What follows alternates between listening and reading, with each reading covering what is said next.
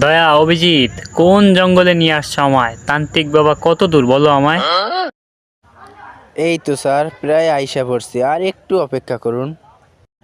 এই গভীর জঙ্গলে বৈশা বাবাই সব সাধন করে। বুঝছি, চলো দেখি তোমাদের বাবা কি করে। বুঝছি বুঝছি, তোমরা কির জন্য আইছো? নিশ্চয়ই কোনো মাইয়া তোমার শেখা দিছে। না তান্ত্রিক বাবা। হে আমার পাল্টা জানে শুধুই তান্ত্রিক বাবা হয়েছে। হ্যাঁ, এবার বুঝছি। নিশ্চয়ই কাউরে মাইরে আইছো।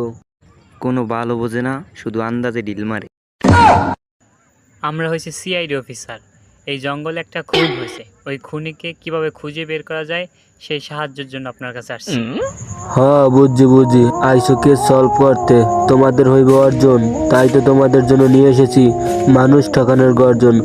বইয়ের আলোকে দিব কেস সমাধানের আশা, তাই বইটি 1000 টাকা দিয়ে কিনলে খাইবে একটা ঠাসা। লেখক চুদলিং বং, পৃষ্ঠা নম্বর 27। না, স্যার, লাশের পকেটের তন পাইলাম 200 টাকা, আর এই বইটার দাম হইছে 1000 টাকা। এমনকি গাইডের টাকা দিয়ে এই বইটা কিনবি? আমি 1 টাকাও দিতে পারবো না। তোমরা দুজনে 500 দিয়ে কিনো। তোমাদের ইচ্ছে হলে বইটা নিয়ে আসো। স্যার, এই কেসে না ওই কেসে লগিয়া বইটা লই এলো। কথা অবশ্য খারাপ কর না, ঠিকই কইছো। বাবার নাকি অনেক ভক্তবিন্দু কোথায়? বাবার সব ভক্তবৃন্দ টিকটক আর ফেসবুকে। আচ্ছা, তাহলে আমরা বইটা নিয়েই নেই।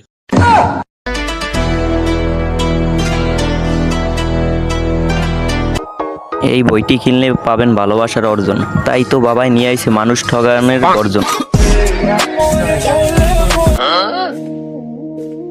তোমার ওই কাজল কালো চোখ আমায় পাগল করে দেয়। তোমার ওই স্নিগ্ধ মাখা রূপ আমার ঘুম কেড়ে নেয়। লেখক চুদলিং পং। এই তো তান্ত্রিক বাবার খাদেমে কইছিল সামনে গেলে ভালোবাসা পাইবে, এই তো তার নমুনা।